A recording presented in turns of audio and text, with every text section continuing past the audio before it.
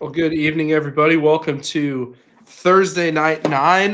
Here with my partners in crime, Mr. Jody Barrett, Mr. Matt Fegley, the unofficial but yet official competition czar. How are you, gentlemen, doing this evening? I am positively capital, sir.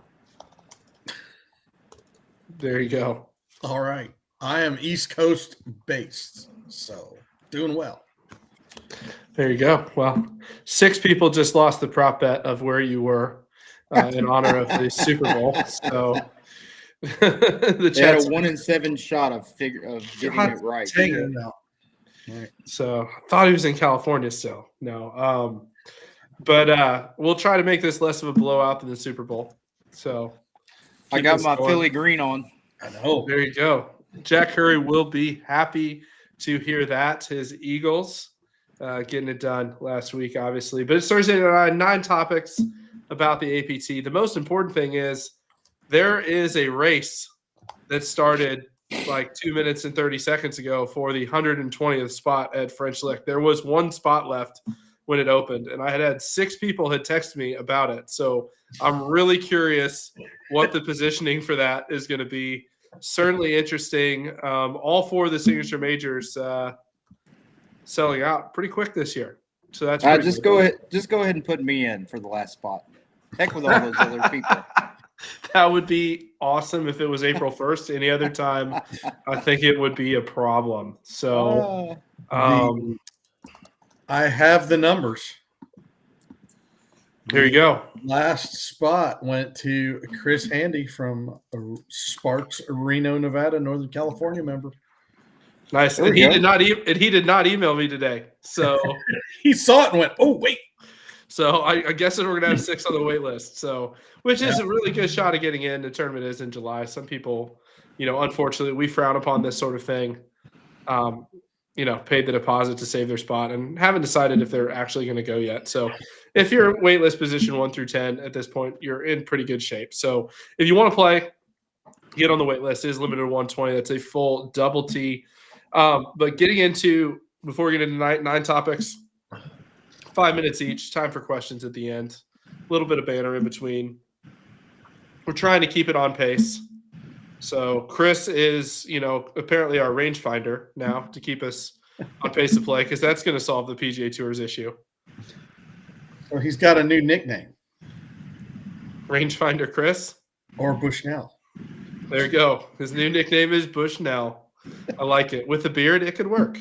It could work. It's not as good as some of the nicknames we came up with. I was going to say, that's Those not are the for name I APT use After for Dark. him. Just how much do we have to make fun of him before he jumps out of the background and starts defending himself? That's Hey, right. just as a friendly reminder of pace of play for the Thursday 9, you've got Steve Kwan looking over your shoulder to make sure that you're staying on pace. That's right. I love it. New APT HQ, so we'll be showing more of it. We've been painting and unloading pallets of office furniture this week, so I think Chris and I are a little tired of putting together stuff, but we're getting there. So yeah. Anyways, jumping in hole number 1, I'm pretty excited about this event. Jody, you've been really pumped up about it, so I'm gonna let you talk about it. That is the APT Lone Star Shootout at Pine Dunes in March, and you're really high on this property that may not be well known. So why? Well, first of all, I'm a past champion, so anytime you win somewhere, you always walk away with good vibes and good feelings. But I love the place before the end of the tournament. Played a 2-day there with the Dallas chapter. I think it was a joint event with Dallas and the Houston chapter. I think in the second year of the APT. It's been a few years since I've been out there, but man, just really fell in love with this place. It's kind of off the beaten path out in rural East Texas. A little bit of a drive out from Dallas, probably hour and 15 minutes or so. And, not a real big town. Kind of reminds me a little bit of Greystone. You get out in the sticks outside of the booming metropolis, and, you kind of get pleasantly surprised with this really fantastic golf complex. And it's hill country out there, and kind of not really hill country like you think of in San Antonio, but kind of that rolling pine hills out in the East Texas area. There you go. There's a good photo. Carved out of the forest there with some rolling land that's got some up and down undulation. But what I really loved about this place is it's just a really smart design. You get to some of these golf courses and, maybe they're highly ranked and you hear a lot about them, and maybe there's just some quirk to them. You get to them and there's maybe 14, 15 holes that are really good, but then there seems like there's always a few holes that are out of place and just quirky. And Pine Dunes doesn't have that, man. It's a really great start to finish from the first tee ball to the last hole, and there's some risk reward out there, but some really great green complexes, good bunkering. The trees are there, but they're not really. It's not a real restrictive golf course. It doesn't feel like you're pinned in. You can go ahead and swing away. And so I just think it's one of those places that if you're playing well and you're hitting well from tee to green, you're making some putts, you're going to score really well. And then if you're spraying it, you're going to find yourself punching out of trees quite a bit. So I think it's going to be fair. I think it's going to be, but I also think it's going to be a pleasant surprise, kind of like the guys that went down to the Mississippi Gulf Coast and played down there at the reserve, and nobody really knew what to expect, and they got there and like, holy crap, this place is really awesome. Pine Dunes is going to be a very similar experience for a lot of guys that have never been there before. Yeah, well, the preserve was certainly special. Unbelievable property. Definitely a treat. I've learned to trust you. Hoping our APT members continue to trust you. Omni Bedford Springs, the preserve, 2 for 2. Pine Dunes is definitely going to be 3 for 3. The other thing that's nice is we've got a Folds of Honor Friday event on the Friday before at Pine Dunes. So you can come down, escape the cold, 3 days of golf in a row. If you've got a partner, bring your partner. If you need a partner, you got to spot the registration form to let us know you want us to pair you up. We'll be happy to pair you up. It's going to be a great weekend. And so there's about 20 spots left for the event. So jump on that. Registration closes February 23rd. So also closing February 23rd, another great major. I'll prep this one just to say, I forget what member I was talking to on the phone today, but he was asking me about this place. And he goes, it popped up on my Facebook feed and they said the best golf resorts in the world. And the picture of it was the new hotel at Macklemore. And so this place is getting rave reviews. The second course, the Keep, is just opened. I know, Jody, you've been working on this for a long time. You've been to the Highlands. Tell us a little bit about, what golfers will experience at Macklemore. Well, we're getting in on the very beginning of the growth and development of a place that is going to quickly climb the ladder and start becoming spoken of in the same echelon with the best golf resorts around the country. First of all, it's an unbelievably spectacular piece of property. It's very unique in that it is sitting on top of Lookout Mountain, and just like we're watching Torrey this week, that's built right up against the coast and with this cliff that drops off to the ocean. Well, that cliff's only about 200 feet. You're talking about 2,000 feet from the top of Lookout Mountain to the bottom of the floor of the valley below, and holes that have greens that go right up to the edge. The 18th hole of the Highlands course is ranked just about any magazine or publication you see is one of the top 10 finishing holes in all of golf. And it's just a treat for us to get into a place like this in the beginning before they get so elite and private that we never get a chance to get there again. So our hope is we get our foot in the door, we make a good showing of ourselves. Our members love it. They love having us, and it becomes an annual event year after year. And then the Keep, you didn't ask me about this, but the Keep is the brand new course there that they've just built. It's about 2 miles down the road from the hotel. in the original golf course.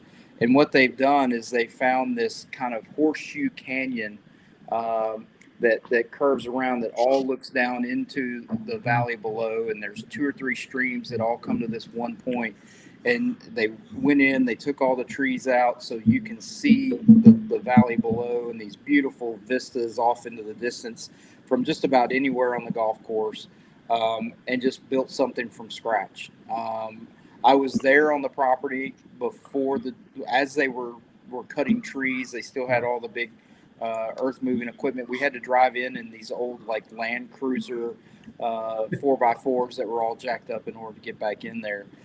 So I'm super excited to get there to see the finished product and see the looks on our guys' faces as they kind of walk out to the edge for the first time and see what they're getting a chance to play on. It's going to be amazing. Yeah, no. A couple things to add to. We are staying on property at Macklemore. It's a brand new Curio by Hilton collection. Great resort rates. We actually looked up more than 50% discount for our members of what they're selling it to other people the same weekend. And our rate includes 2 cocktails at the bar each day and access to the short course. If you have any problem with rooms, they are having a little bit of issues. This is one of their first group events. So if you get through and try to book in the code, there's an issue, just email me, or more specifically, email Jersey at aptgolf.org, and she will be able to help you get that in. So hole 2.5 real quick, Chris, pace of play. I want to address a couple things in here because there's some rumors going around that just aren't true. So number one, where is Streamsong? Streamsong's still in Florida. It's still a great place. We're going to go back there in the future. It's still a fantastic venue, but I'd just like to point out our major schedule once we hit Kiowa next week. Every 2 weeks is a 5-star gym all the way through the middle of August. We did just finalize pricing and everything for the Wingman in American Dunes in August. And so now through the middle of August, you've got every 2 weeks. It's a ridiculous schedule you put together, Jody. I'm not bragging on myself. I'm bragging on what Jody put together. And a lot of great opportunities to play some great places. And the thing is, we're going to rotate some great places year to year to create different opportunities. And that's part of our vision and what we're doing. So just because you don't see Streamsong on, we get a bunch of questions about Big Cedar Lodge. Are we going back to Big Cedar Lodge? Absolutely. We've got great relationships with those guys. It will be fine. I promise. So don't worry. If you see something on the schedule, try to get in. Some of them are going to repeat year to year, and some we're going to rotate around the country, keep the schedule fresh and fun. But moving into hole 3, Feg, this is where I'm going to bring you in because we've had some questions. Now people are starting to see it. I know we've talked about this in the past, but some pretty significant changes based on player feedback to the point system for 2025 that we believe are really good. And so we've had some questions about it. So why don't you talk about the 2025 changes to the point system? Yeah, the biggest things that we saw from last year was the relegation process, where due to the points multiplier, folks would relegate down into a lower division and then be disproportionately placed higher up in that lower division. So we went back through, we looked at some things, and we wanted to fix those situations that arise where a player might be in a tough spot between relegating down, but then unjustifiably having never competed against those players in the lower division, be at a higher point standings, and potentially in some cases actually win the Player of the Year. So one of the things that we did is we are now going to go with a system of, if you relegate down, your points don't come with you. So if you've made the decision that the competition at your current level is too difficult, and your index justifies you going down, you're allowed to go down, and you're just going to have to build up those Player of the Year points for that particular division if you make the choice. Now, to solve the fact where late season promotions and different promotions come into play, and a player might get promoted up, we're copying the points from the lower division to the higher division. So, for example, you're playing in Division 3, you've played 10 events, your leading player of the year, but through your good play, you are promoted.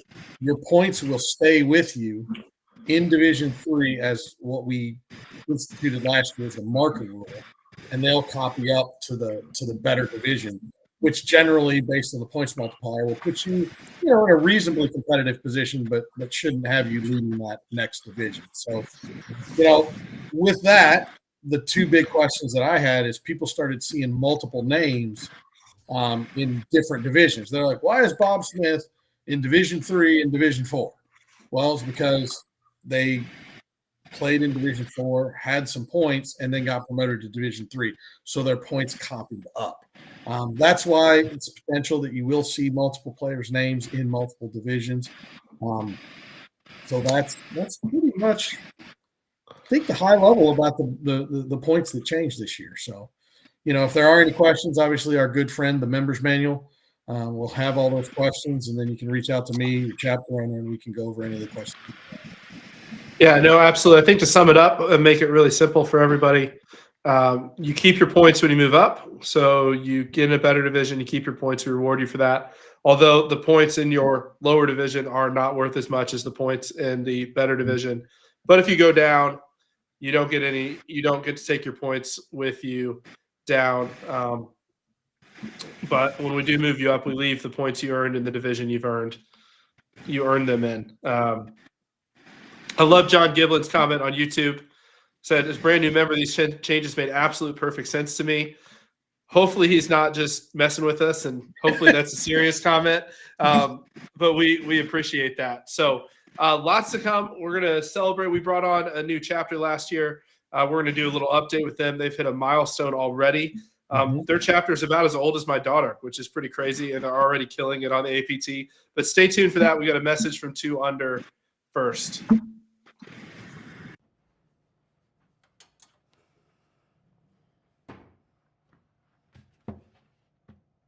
Excuse me, Mr. Fowler?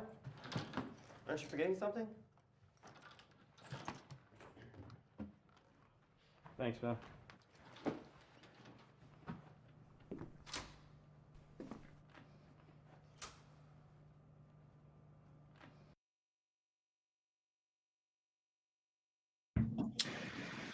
It hasn't happened to me yet, but it's been close. Fair enough. Let's be honest. I will tell you, there's a lot of members that are buying up the 2 Unders in the APT Pro Shop, using their credit for it. Great way to do it. You can get some great deals on that. 20% off using the code APT20 in the APT Pro Shop. You can get a lot of great deals on that 2 Under, so make sure to stay tuned for that. Jody, I'm excited about this chapter. We brought them in last summer in July. They've been working their tails off, but I will tell you, the more telling thing is that I love as the CEO is when we have a lot of members that travel the country to a lot of different chapters, and every single member that I know that's traveled to their chapter has taken the time to call me to tell me what a great job they're doing and how great the experience is. And that's been awesome to see. And so tonight we want to bring on our good friend, Mr. Kirk Holbert from Denver, because he's hit a milestone in his chapter. And I said backstage, I said, man, congratulations on hitting 100 members. And he goes, Matt, that's 101 members and counting. So how are you doing tonight, Mr. Kirk? I'm doing fantastic, except the weather took a change. And today in Mesquite, Nevada, it was 42 degrees and rainy all day. So That's no good. Is that we're getting what you talked about San Diego getting. Yep. I don't know about that. So, looking forward to the Torrey Pines weather in May. It'll be like a high of 75 and a low of 72. And it'll be sunny the entire time. So, San Diego weather's rough, man. Yep. It'll be great by May, that's for sure. Absolutely. Well, first, congratulations. One of the fastest we've ever seen to 100 members, for sure. Thank You're you. not even, you're barely 6 months old. I'm just literally aging you based on the age of my daughter, because your first event was about the same time. Pretty close, absolutely. Yeah, I had to go and cover the first event because Matthew had a prior engagement, Yes, he did. which And was that was a great great because weekend.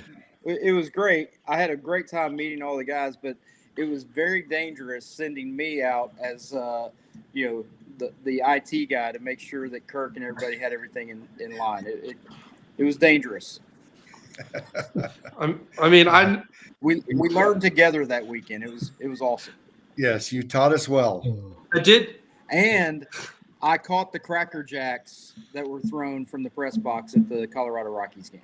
I was just going to bring that up. I've been going for 30 years and come close a couple times, but never got the treat. And there's Jody nailing it. First game he gets to there with me. So it was a great start to the weekend for sure. I'm a blessed man. So, well, absolutely. Well, Kirk, I wanted to ask you because everybody that's traveled that calls me about your tournaments says what a wonderful experience. Like, why don't you tell everybody, what do you focus on? You know, somebody's coming to play one of your tournaments in Denver. What's some takeaways that you want them to leave with after the tournament? Well, we want them definitely to have a fantastic experience and feel that it was very special, you know, all the way from the camaraderie, the culture that you guys talk about nationally as well. We've tried to implement that into our chapter, all the way through from check-in to the scores table and the award ceremonies. We want them to realize that, hey, this is a different tour. They see the fantastic trophies. They see the friendly but keen competition.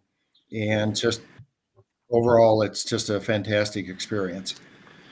It's good. It's really good. And out in Colorado where you guys are at, there's some pretty fantastic golf courses that you guys are blessed to get on your schedule. Your schedule is pretty ridiculous from the photos that I keep seeing that you keep sending me. So I'm looking forward to getting out there. Why don't you tell us a little about some of the golf courses you guys are playing? Well, we have a fantastic schedule, and I'm not sure why, but Brenda volunteered to take over this fall and contact courses to start lining up for this year. We have a few that we utilized last year, but we were able to nail some very excellent courses, including we are going to the only Donald Ross golf course west of the Mississippi for our opener in May, on May 17th, followed up by we're going up to Keystone Resort to play a 2-day, 2 individual tournaments. Ski season is over. We were able to squeeze in the last 2 days before prime season. So the course should be in great shape. The price is correct. And so those are 2 top notch. I'm planning on Plus being we have there for 3. that one, so just go ahead and pencil me in. I'm got my Southwest ticket. I'm ready to go. Sounds good. You're in. Yeah, it's unbelievable in the mountains. And, you know, Jody got to experience the distance advantage at Mile High last year. Well, it's even better when you go up to 9,000 feet. So I can hit it like I used to. It'd be great. yeah, that's right. You know, yeah. so And Fagley's drooling over there going, man. So the question I have for you, Kirk, for all of us that live in the flatlands, what's the distance calculation if we come to Denver to play? You know, what percentage does it change? In the summer when it's hot. Yes. They say around 10%. The downhill holes usually can be more like 20-25%. Wow. As you sail your tee shot over the par 3. Right. But yeah, it's markedly different.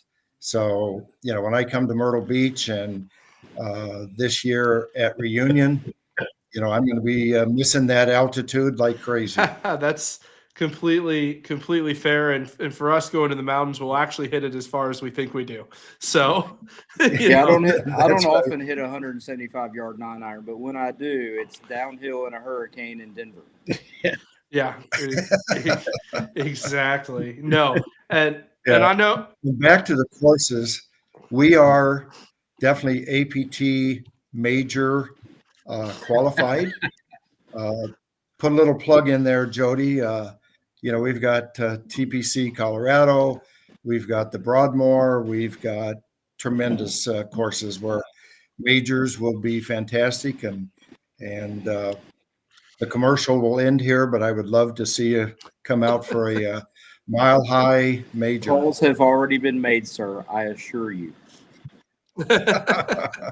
I'm sure. So, well, Kirk, I appreciate you stopping in, and I know you got company over tonight. You had a bunch of golf buddies fly in, so we won't keep you too long, but want to just say congratulations, introduce you to everybody again. For those that don't know, a lot going on that's really good in the APT in Denver, and we're excited for you. I'm excited to get out to an event.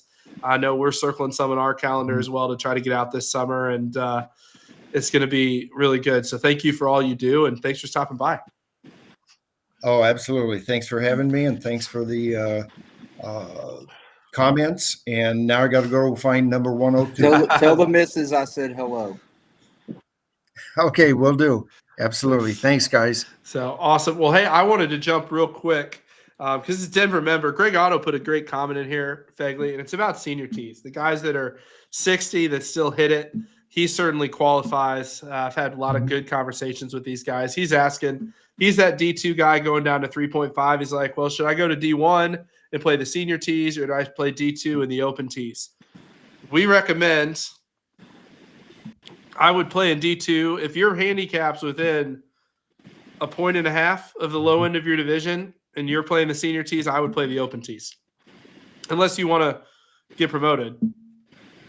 Which is I fine mean, too. yeah, So- if you're trying to move up, that's a great way of doing it. Yeah. Yeah, if you're trying to move up. But we would recommend playing the open tees in D2.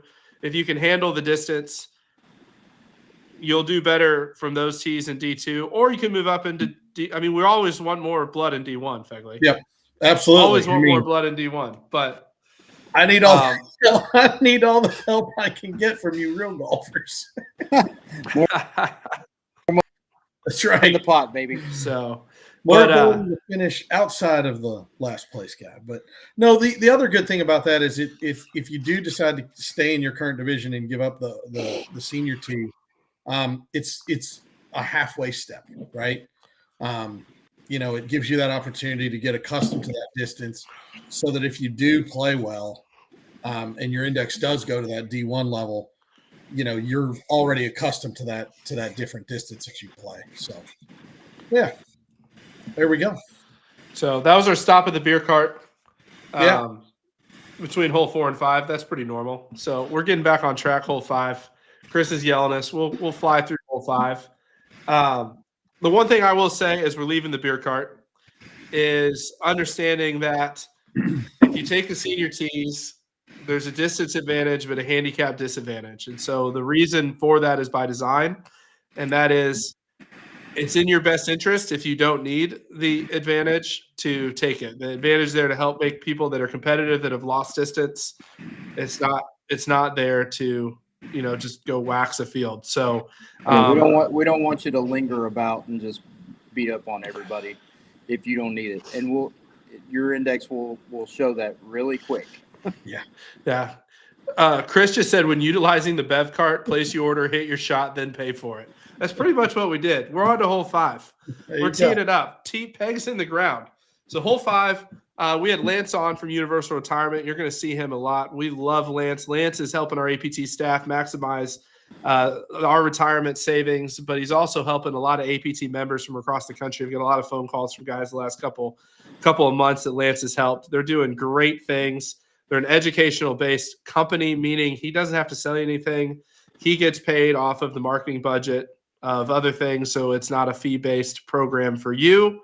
I'm giving him his pitch right here, Jody. Don't laugh at me. But anyways, he's hosting a free webinar I'm just February laughing. 19th. That's my I love card it. girl. There's My your card card girl girl. is done. She's had enough. I'm Oh, not flirting with jeez. her. We're good. But no, Universal Retirement's hosting a free webinar next Wednesday, February 19th, 7 p.m. Central. We posted the link in the members group. We also sent out an email today. Click the link, sign up. It's completely free. The topic is maximizing your Social Security income. Lance was giving me like a 3-minute rundown this morning. I'm actually looking forward to it. I'm not old enough. I haven't really paid attention that much to Social Security income. But there's a lot of cool strategies to get the most out of it that one of our APT members, Craig Claver, and also Universal Retirement Host is going to lead the webinar. It's going to be really, really good. Highly recommend attending. It's completely free as a benefit to APT members. So if that's something that interests you that you need to be thinking about, certainly recommend checking it out. It's next Wednesday at 7 o'clock. I'll be on there. There we go. I love Hohenschild's comment. You won the North American Championship last year. You definitely won enough that you could start an investment account. So Yeah, coming soon is an option for your winnings. In addition to tournament credit, you can just go ahead and roll it into your Roth IRA with Universal Retirement. Jody, what do you think the USGA is going to say about that? You think we're going to get another match letter? up to 3%. So that's pretty funny. Hole number 6, Fegley, back to you. Local Player of the Year races. We get a lot of questions on this, so why don't you lay that out a little bit?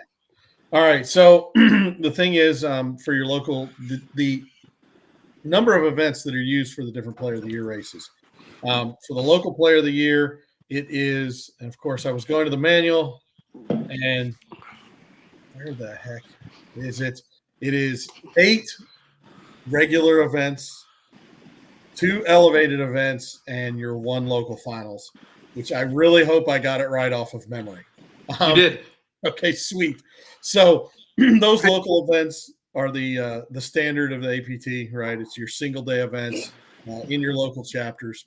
Those bread and butter events, the ones we all enjoy, and those 8 of those events account in your Player of the Year. Your best 8. If you play in 20 of them, only your best 8 are counting. Elevated events, those are any 2-day event, whether it be a national major, a signature major, or a 2-day event on the local.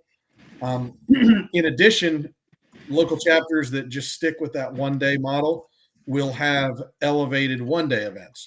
So those go into your best 2 events there. And then, of course, to make sure that everybody shows up for the local finals, you'll want to have that local finals in your on your calendar. So if you are competing at the Player of the Year, you get 1 shot at that local finals to get those points in your local Player of the Year race.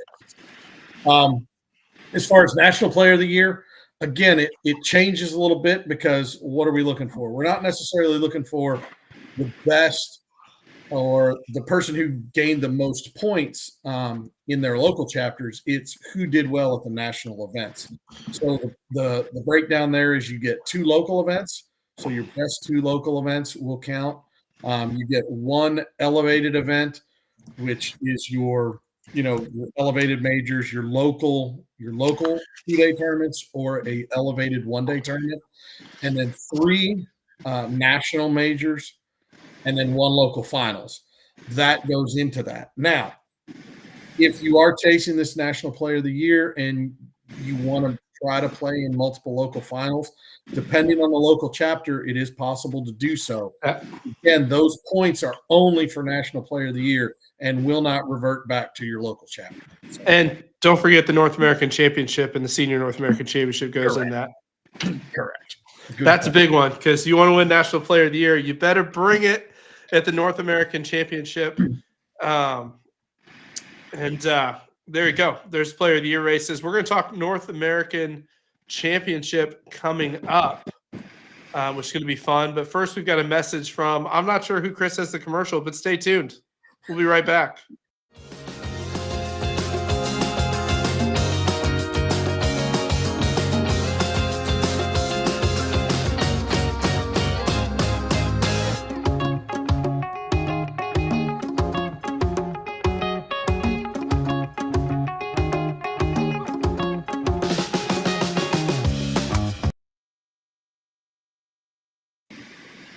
So I got to tell you, the Turtles of Spring line is coming out here in like another week. We've got stuff on order coming to the pro shop.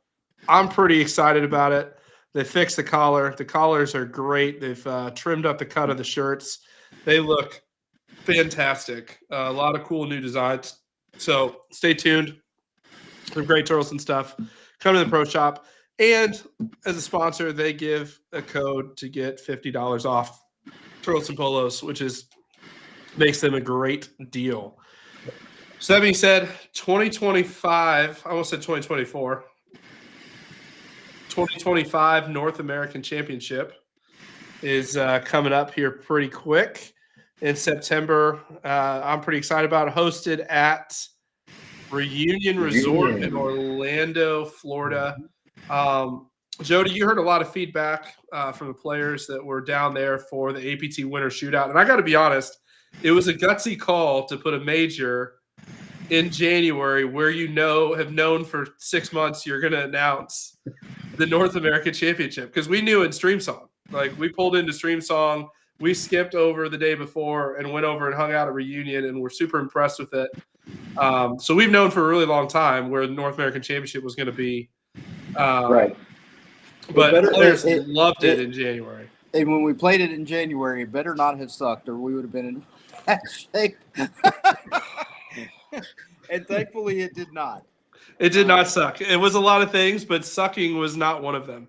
Yeah, I mean, even with the cooler temperatures and less than ideal Florida weather, which you never know what you're going to get in January. It's like Forrest Gump. It's a box of chocolates. So, fortunately, it was at least dry. We didn't have hurricanes or anything like that. Just a little bit cooler than we would have liked. But the golf was fire.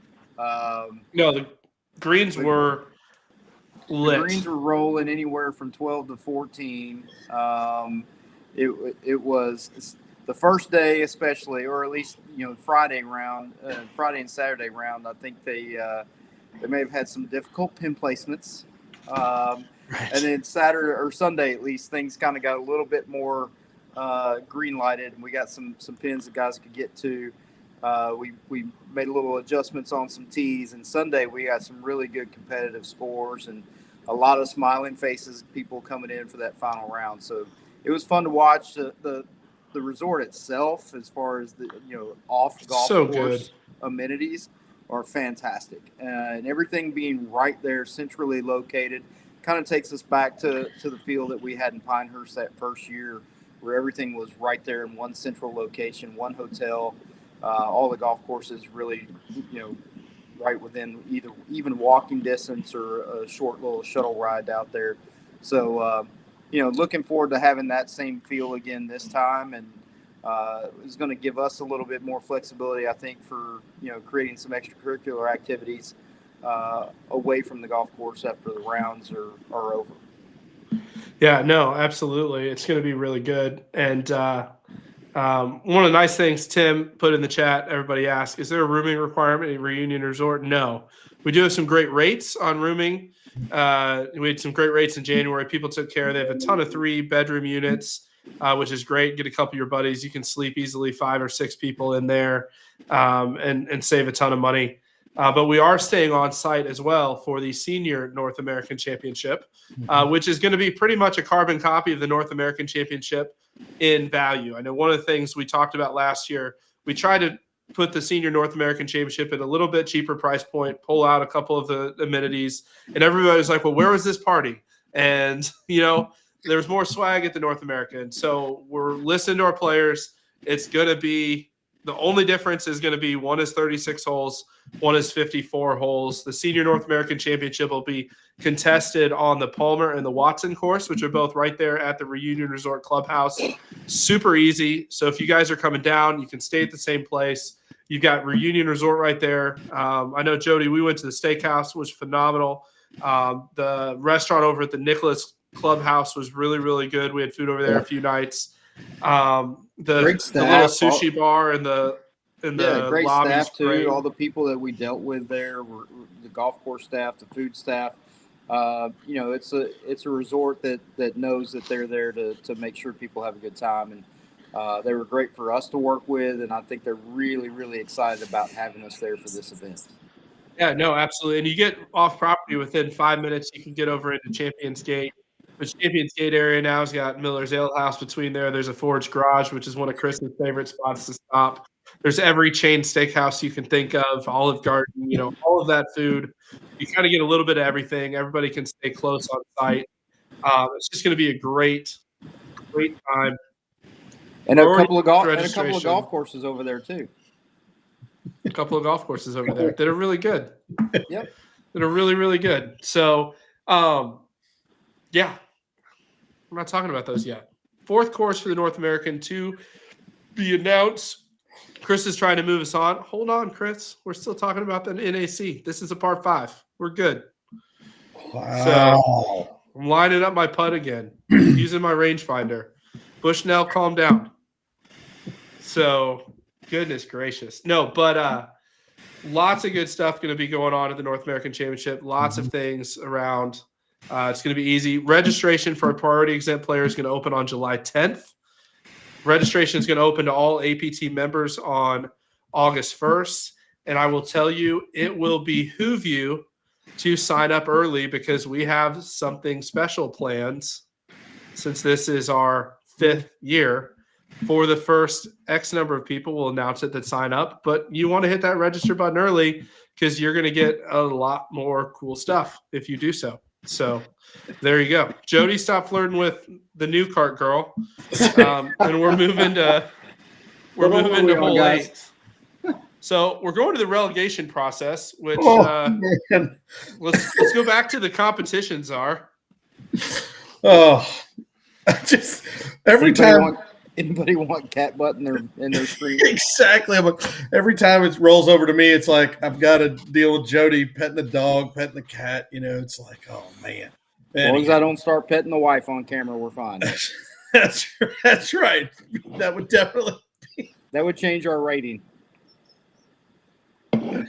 Oh, I think that comment we might have to check the box for explicit material before we post that to Apple Podcast tomorrow. Somebody call HR. oh boy. So HR said code of conduct violation. You're lucky you own the tour. There you go. There you go. Oh wow. Anyhow, going to the relegation process. So relegation process is quite simple. Handicaps at aptgolf.org. Send us an email. Ask us to review your status. We'll take care of it from there. We meet. The committee meets every Wednesday for about an hour to talk about the folks and make sure that the data makes sense and that they should be approved. So if you send us something, on Saturday or Sunday or Monday and don't get an immediate reply, just know that the meeting is going to be held on Wednesday. We're going to make our decisions, and then emails and status will come out sometime. Yeah. So couple easy rules to follow in the relegation process because Fegley won't say it. Number 1, if your handicap's not above the index, you're denied. Correct. If you tell us, I know it's below, but it'll be above after the next tournament, you're definitely denied. And number 2, we don't withhold it just because we want to withhold it. Literally, we're just looking at when you play a good round after you get relegated, which everyone does, or at least 88% or something like that, whatever the statistic pans out to be. Right. We just want to make sure we're not going to promote you right back after one round. That's in a nutshell. We're just trying to look out for you because we're not going to bounce around. We're not about that. So you get one bite at the apple per year. So we want to make sure when that happens that you're actually going to stay in the division we send you to, and you just don't go to get a little bounce back and then one round and back in. No there stroke you go. back mountain rule. No. There's no stroke back mountain. So And we'll go through that. The emails generally come from me, and I'll go through the explanation about, hey, we denied you, even though you were at 8.5.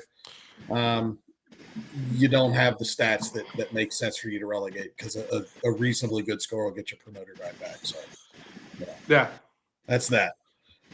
Anywho, good job, Fegley. I'm super proud of you. You did a good job as the competition czar. not bad for the old. Hey, we're going to talk about this tonight. All right, I think I got it. So, anyways, well, hole 9. Wow, Chris was just like, go to the next segment. I'm going to take Fegley off. We'll bring you back for Q&A, Fegley, so stick around. We do love you. So, there we go. Hole 9, Jody, the state of the APT. How are you feeling going into the 2025 straighten up season? for this. I know. I feel like you're like taller than me. I got to like match the camera. There we go. So, how are you feeling? Year 5, starting the year 5 season. What are your thoughts? What have we learned? What are we going to do different? Well, I mean, I'm hopeful that it's more of the same. I think every year we get better feedback, more and better feedback as we grow and get more people that come in new to the tour. That maybe they're coming with no tournament experience somewhere else, or they're coming from another competing tour, and they experience what we're doing. I'd say generally the feedback is 80-20 there, where it's 80% man, this is great, and 20% of, hey, why don't you do this, or have you thought about doing it this way? And so we take all that to heart, and I think year after year we've shown that we're willing to make changes and try things, and sometimes we swing and miss. Right. Fortunately, I don't think we don't strike out very often, but I think we're doing a great job of hopefully the members feel this way, but as on this side of the fence, I think we're doing a great job of listening, thinking on the feedback that we get, not just letting it blow in one ear and out the other, but taking the time to really think about it, stew on it, and come up with a smart way of trying to implement some of those changes and deliver what the players are actually looking for. Yeah, no, I completely agree. I think one of the things is continued to morph year over year. The competition committee, formerly known as the handicap committee, has continued to take player feedback. We continue to look at things to make the system better. We're looking for the most accurate data. And it sounds nerdy, and some people are like, oh, it's a lot of rules, blah, blah, blah. But what we're trying to do is make sure that we can keep our competitions fair within divisions. So when you come to a tournament, when you show up and you go to a major, and you spend money to get a hotel and spend money on a flight to travel, and pay a premium to play some of the golf courses that we play that are just bucket list places, that you're not going to get pencil whipped by somebody who said they're an 11 handicap, but they're really a 6. Right. Nobody wants to do that. And we've worked really hard to do that, through adding the validation process. That was, one of the changes, to changing how relegations work, to, tweaking the point system to make sure we get the proper player of the years based on, who's played the best in the division that year and things like that. And we'll continue to do that. I know we get feedback every week. I know for some of you guys that are new out here that may not remember the beginning, we started the tour with that promise that we were going to listen, because we were first players, right? We didn't, I didn't grow up dreaming about running a golf tour. I know you didn't either. It kind of fell into our laps because we finally had enough and stood up and said, we're going to do it a different way, in a way we would want a tour to run if we were players, and part of that's continuing to listen and getting back to it as we talk about it. It's just another commitment to do that. And so for our new members, we love to hear from you. We do love constructive feedback. I will let you know, if you're the guy that just wants to complain and not come with a solution, you'll probably be mad, because I'll probably ask you what you would do about it. If you don't have an answer, you may not like me as much as the people that come with some ideas. So come with ideas, think about making it better. We'll ask questions, and we'll continue to beat it up and try to get the best thing we can for our members. Yeah. The other thing too, that's also very rewarding is watching, like we had Kirk on earlier tonight from Denver, watching our product go into a new market where it's never been before, with a completely new ownership group that's never played really played a long time with us or anything like that. I think Kirk may have come and played one or two of our events, right, and decided, hey, I want to start this in Denver, and to see him and Brenda get over 100 members within a year. I mean, they didn't even play a full schedule last summer. And then, see the buy-in that they're getting from their members, see the buy-in that they're also giving us, Right. because they're starting to really see the fruits of what they're doing. They're really starting to get a return on the investment there. And the schedule that they're putting together, just that's the rewarding part.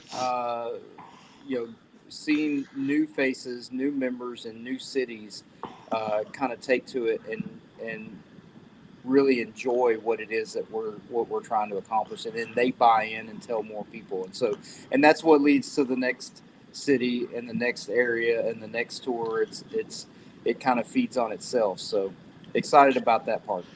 Yeah, in 2025, when we talked about this a little bit, I know you and I have talked at length privately, but this year the PGA Show was certainly different for us as we've gotten more established, and what that means for our members is more opportunities. A lot of cool things coming down the pipeline. There's a lot of things right now on the 2 and 3 yard line that we're calling plays to get them in the end zone, and that'll create some really cool opportunities for our members. And so we believe 2025 is going to be by far our best year. And, membership numbers show it. And, certainly the tournament participation so far shows it. And we're just really excited to me, it's just an honor to be able to be a part of it. It's a really cool. From a data standpoint, the things you just mentioned, tournament participation, membership numbers, all the things that we look at to try to measure up to see where we are in the marketplace and all that. All those numbers are off the charts, way beyond where we expected to be at this point in our growth, and all of that is attributable to the membership and how they've taken to what we're doing. And one of the things I think that I want to make sure that you and I say out loud more often, particularly as we have a lot of the members I'm watching in the comments here that are regular listeners, regular players. They follow us all over the place. The folks that tune into these Facebook Lives are usually the ones that are traveling to the majors, and we see them in a lot of these cities all over the place. Is thank you. Right. Thank you for spending your hard-earned money to come spend time with us and giving us the trust that we're going to put something together for you that you're going to enjoy and have a good time. So that's the first thing that I want to make sure that you and I do a better job of saying on a more regular basis. And then number two, and I'm saying all this because I'm not on these things very much anymore with all of my other jobs that I've taken on. So forgive me if I'm getting a little too, talking too much. But the second thing I want to say is this: we're not going anywhere. Matt and I are building this thing, and Phil and Matt Fegley and Chris and all of us, we're in it for the long haul. So, we're not building this thing up to try to sell it or to cash in some chips down the road or anything like that. This is something that is, our future, long-term future, I think, for both of our families and all the families that have invested with us. And so because of that, we continue to just reinvest all of the blessings that come our way, as Matt, just alluded to, with the benefits that are starting to blossom for us when we go to the PGA Show in year 5, and people are recognizing that we're legitimate and we're not going anywhere and we're growing, and more people want to get on board and jump on the train. Well, that's not strictly beneficial to Matt and Jody. That's beneficial to the tour, and we're going to keep rolling that money and those investments and those partnerships back in to make it an even better experience for you guys. And we want this thing to continue to grow, and more cities. I saw all the comments here about New England and Connecticut and Boston, and we still have tons of growth to do in California. We're having some conversations up there. Absolutely. I mean, we're just Texas, Florida. I mean, we've scratched the surface in some of these places. Louisiana is still a place we really want to have a big presence. Michigan is another one. So, we've got lots of growing still yet to do. Right. And well, and I want to say this too, because I think it's interesting, and I'm trying to think how to word this. People ask all the time, what makes you different? You know, we got that question all the time the first 4 years at the PGA show because COVID brought a gazillion people in to try to run a golf tour. Like there's no other Right. way to say it. Some committed, a lot not. You know, without rehashing all of those stories and things, and we deal with that and talking to people, and we get asked all the time what makes us different. And here's the two things that I've come up with, and I want to say this to add on to what you're saying. The first is consistency. You know, it's doing the same things over and over and over, building processes internally so that when you go to Denver and play an APT event, like the biggest compliment to me is when my guy in St. Louis flies out to Phoenix and plays in Rich's event, and I get a text on the fourth hole that's like, dude, your Phoenix dude is legit. I can't wait to go back and travel around the country. Right. As we start to build that consistency across the entire country. But it's also consistency when we're talking to partners. It's doing what we say we're going to do. It's continuing to show up. It's continuing to be honest, continuing to focus, to grow. And we're committed to do that because, like you said, we're in it for the long haul. Like we'd be lying to you if we told you that, you know, people haven't come up to us to try. And my answer is always the same. This is the only job I ever want for the rest of my life. So sorry. Good luck. You know what I mean? I'm 38, so I'm going to be here for a while because I would go crazy if I wasn't doing this. I absolutely love it every second. I love it, each and every one of you guys, even the guys that drive me crazy from time to time. I still love y'all. That's the first thing. And the second thing is just the community that we've built. And that's, you know, our members that have built relationships across the country. I believe what we've seen with the APT, with our members and the community that's built, not only the local chapters, but across the country, is second to none. I would put that up against any organization in any sport across the country. The community of the APT is amazing. It's something we want to continue to foster and grow. And it's a pipeline dream to lead, but it's a privilege just to be a part of. And I'm just really excited to continue this. It's crazy to think, Jody, that we're starting our 5th season and this is where we are. Right. You know, you mentioned the community of the APT, and, you know, we obviously were doing great things with Folds of Honor and helping our veteran community out. But there's also little things that we do along the way too. You know, you sent me the video clip of the gentleman in North Carolina that we sent care packages to help him out. And he's on CBS News wearing our stuff that we sent as he's being interviewed, talking about, you know, losing his house in the flood and all that stuff. I had the privilege, you know, you guys all kind of donated money to help out to flood relief. I had the privilege of delivering that check earlier this week to a fellow state representative from over in East Tennessee to say, hey, this isn't from me. This is from, you know, 6,000 guys from all over the country that wanted to do something to help you guys out. That's just the nature of the men and women that we have on this tour and the heart that they have for other people. And so that makes me proud, not because of anything that you and I have done. I'm just proud of the members and the folks that we have and how they represent us everywhere they go. So I'm glad to see people wearing this shield when they go out and do stuff like that. It reflects very positively, not only on you and I, but all of the other members as well. Yeah, absolutely. And for, you know, Frazier that I know is still watching, we've got our Imperial artwork back.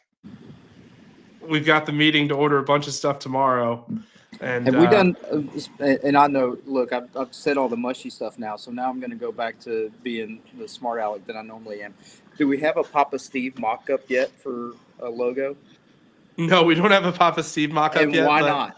We do have a Fegley one, though. The Fegley one's pretty awesome. Look, we need a Papa Steve silhouette, hands on the hips, wearing the 2 unders with the T-shirt tucked in, man. That's got to be an alternate logo. I think 2 under might sell that, to be honest. I'm making an executive call. We got to do that. Oh my goodness, that would be really funny. And the meeting's at 11:30 tomorrow. If you want to jump in and meet our Imperial rep, the Papa Steve line. Oh my gosh. Anyways, we're going to questions. Maybe our soon-to-be new friends that make certain, customized Oh things my God. might make. That would be the most best limited drop ever.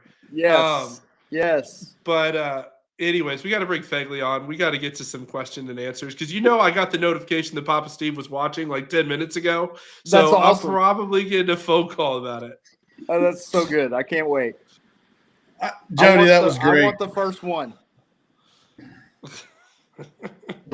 I was so worried you guys were going to do it during my wedding. Oh, we did. I thought for sure. We did. I'm sure. I just was trying not to look. I was like, I have to not look at you because I will laugh. Chris Isom is crying off camera somewhere. That's pretty good. So, yeah, he just confirmed it. Anyways, we got a couple minutes for questions. All right. Bring it the on. ninth hole turn, Shaq. God help me with the Papa Steve line. There we go. The Papa Steve line exclusively from APT. I mean, it fits. It's for your favorite father everywhere. Yes. I mean,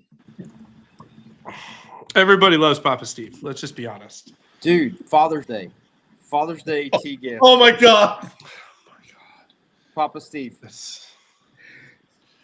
That's it. That's the Father's Day special from the APT shop is Papa Steve gear. Oh Lord. Rocky wants to know if there's any chance of going back to Pinehurst. Yeah, there's Rocky, a chance. there's always a chance. You're saying there's a chance. Like just Lloyd don't know. Christmas. Like Lloyd Yeah. Christmas. I just don't think anybody from you guys who will put it on to the players that will have to pay the bill. Everybody's going to be like, what? Yeah. Right. So I'm going to address this one because I think it's a good one for Michael. And this is just full transparency. The Founders Cup in St. Louis and Nashville, both Chris and Joe and I lose like $1,000 each on that event. That event is literally hard cost is all you guys pay. So Yeah, there's no. we can there's certainly no talk about profit there's at all. there's zero profit in that event, but we just throw it on to try to make it as And really, cool as the only possible way for to you do guys. something like that, Michael, is over the course of the year collecting, extra $2, $3, $4 per player on every event throughout the course of the year, and we just don't want to drive the price up on everybody. So, Well, speaking of driving the price up, you like what I did there? I heard that we might go to Pebble Beach. Is this true?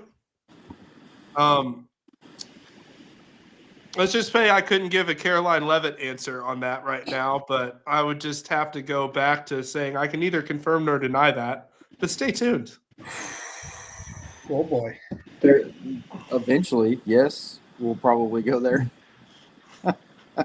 Wow, shots fired at Phil. Jody, I guess you're sending the T's and Kiowa. Wow. We had That's long awesome. discussions about Be nice fly to it. Phil. we looked at satellite maps and everything. Jody shows up. He's like, I'm going to walk the place. Everything's gold. Nice job. Good job, that man. that one was definitely an interesting one because there were some things when we were looking up a couple of holes, we were like, yeah, whoever's doing the tees, when you get out there, you might want to look at that hole and figure out what the heck to do.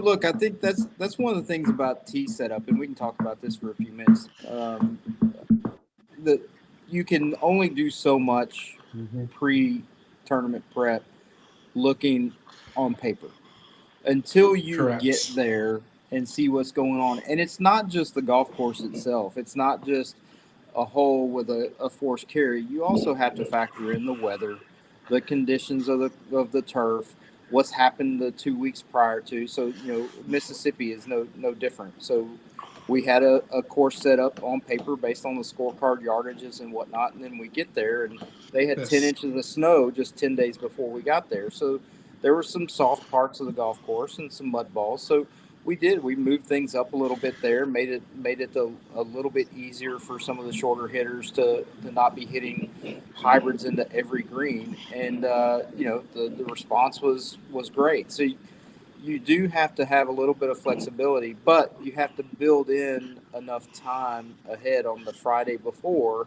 in order to implement that flexibility. So, and then when you're out there Saturday morning setting tees, sometimes you just got to make an executive decision. Yeah. So, That's over It's one of here those- in the background. I'm just drumming. I'm just chilling. I'm just saying, like, if you see the projected tee assignments, it doesn't mean the tees are going to be there. Like, no. Well, I mean, we're going based on paper, right? Just what the card says and what information we get from the golf course. But invariably, there's always going to be some alterations and changes done. And look, we can, as you've seen, hopefully in the last couple of majors, guys that have maybe played the last couple of majors, we'll also adjust from round one to round two. If we see round one and there's a bunch of high scores and the field's getting too stretched out, we'll make that adjustment on the next day, shorten things up a little bit, move things here and there, and try to tighten up the scores on the second round so it's competitive. So that's what you got to do. right. And sometimes I think this is important too. Like, you have to remember, we have to also work with the tees the golf course gives us. And sometimes there's just going to be a really long par 3, a really long par 4, or a really long par 5. And our goal at that point is just make it long for everyone, so it's fair. Yeah, I mean, and not every par 4 is going to have a short iron in your hand. We're going to have at least one or two longer par 4s in the round. Going to try to anyway. And not every par 5, maybe not any of the par 5s are going to be reachable in 2.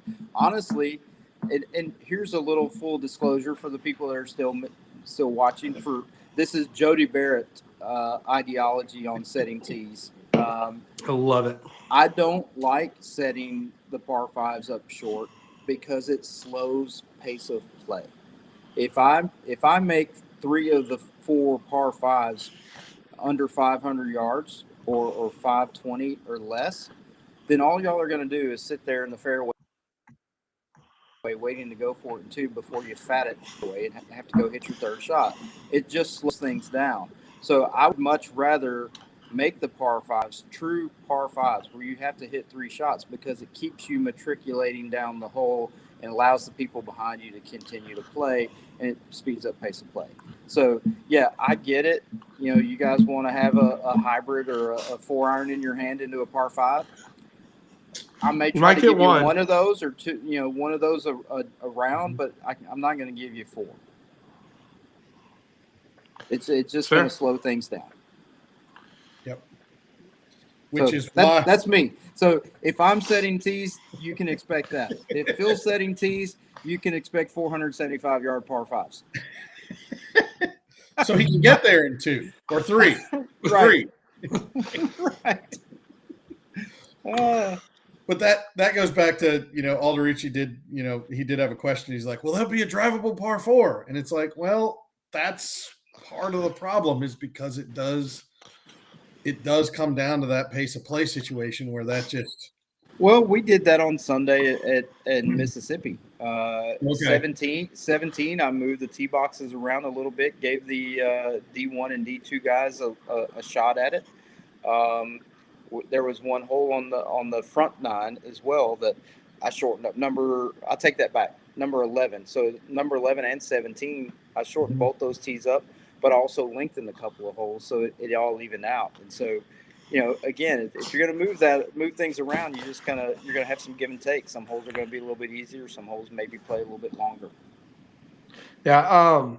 So a couple questions, and I'm going to handle the easy one. Tori, can we have a family member walk along and watch? That's going to be up to Tori. I don't know. I go 70-30 no, but you can ask the golf course. It's a municipal golf course. Definitely probably not going to have extra carts. So it probably would be a walk along. As a muni, I'm not sure that they're going to give you a hard time about walking along with your. So, and I just want to know, as everybody's like, as Jody's kind of taking some shots at Phil, you do realize that all of us work together to set the tees at every event, right? I fully expect Phil to be taking shots at me every week I'm not on here. So. He's gonna have to come on now. He's gonna. He be just like, decided to play "I did my trivia honor." tonight and skip the live, so he deserves what he gets. Look, we're talking about a Um, guy who tees off with a 5-iron. Okay, he deserves all the shots he gets. Oh goodness! Whoa. But anyways, another question came in about me setting the pins. I don't set a pin at a lot of the majors. A lot of times, golf course don't let us do that. At the North American Championship, Senior North American Championship, we will absolutely set all the pins. Yeah, no, there. Most of the places that we go to for our 2-day weekend majors, they've got their maintenance schedule already worked out, and they're not really prepared for us to come in there and give them a tee sheet or go dotting greens or anything like that. So remember, we're guests on their Right. property. Right. It's not the other way around. They're not serving us. We're really kind of serving them. As much as Matt and I would love to go just put a dot in the middle of every green to make it easier for you guys to move along faster, that would be fantastic. Sometimes we get Sometimes we get the greenskeeper that makes the pins like you did on the Nicklaus course at Reunion that first day. He says, That's "Oh, not there's us. a tournament. Oh, sweet! I'm gonna put the tournament pins out." Oh yeah, I just wanted- haven't used these pin placements in 2.5 years. This is awesome. So funny. I just want to be like, dude, do you need a hug? Like, what happened to you last night? Right. Like, Here's $200. Go out and drink beer with Chris tonight, so that tomorrow the pins will be a little better, please. Oh, love it. so, Great times. but Dolly asked about black tees on the ladies' tee box. That she saw at least 7 on day 2 in Biloxi. I don't know if it was 7, but yeah, there were several black tee boxes that were moved up. Again, we're talking Division 5 seniors, and so yeah, there are some places where we're going to move them up and try to get them with a reasonable approach shot into those greens, especially if we're talking about elevated slopey greens that are difficult to hold. So Michael wants to know if he can not be in the first group of the day out at Torrey and Aviara. Never mind, I'm not going to say that on the live. We could probably make that happen. That was the wrong one. That was so Steve I will Daniels say Steve Daniels said it. Selena outdrove me. from the black tees playing the same tee box. Hey, Selena might outdrive me, buddy.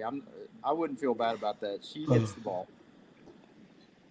So, anyways, as this continues to digress quickly towards an APT after dark session, we probably should sign off until next Thursday, which will be from Kiowa. For Well, some of I'll us, be some at of Kiowa. us, some of us will Jody will still be still trying be- to figure out what flight we're going to get on to get there. So, I'll be at Kiowa. Will you be at Kiowa, Fegley? Nope. West Coast. I have a club event on Saturday, and then Northern California is playing Silverado on Sunday. So I will Nice. be out west. So Fun. I will be at Kiowa, but I will not be flying in until I'll be flying in on the APT Nashville charter jet via Southwest from B&A on Friday morning with Kevin Smith and the boys. I have a legislative representative obligation on Thursday night, so I won't be able to fly out Thursday night. So I will see you boys about midday on Friday. Awesome. So, well, appreciate you guys tuning in.